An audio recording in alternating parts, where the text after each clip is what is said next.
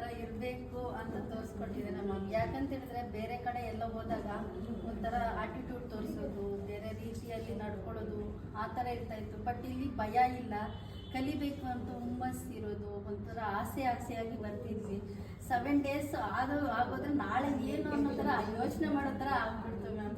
ಮತ್ತು ಇನ್ನೊಂದು ಏನಂತ ಹೇಳಿದ್ರೆ ಇದು ಮುಖ ಮಾತ್ರ ನನಗೆ 7 days ಮೇಡಮ್ದೇ ಇರ್ತಿತ್ತು ನೈಟ್. ಅವ್ರು ಮಾಡೋ ಒಂದು ಸ್ಮೈಲ್ ಆಗಲಿ ಎಕ್ಸ್ಪ್ರೆಷನ್ಸ್ ಆಗಲಿ ಅವ್ರದ್ದು ಮುಖ ಮಾತ್ರ ನಂಗೆ ಹಂಗೆ ಅನಿಸ್ತಾ ಇತ್ತು.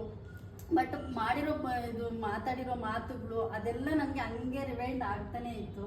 ಸೊ ನಾನು ನಿಜವಾಗ್ಲೂ ಹೆಂಗೆ ಹೇಳ್ಬೇಕು, ಅವ್ರನ್ನ ಯಾವ ರೀತಿ ಹೊಗಳ್ಬೇಕು ಪದಗಳೇ ಇಲ್ಲ.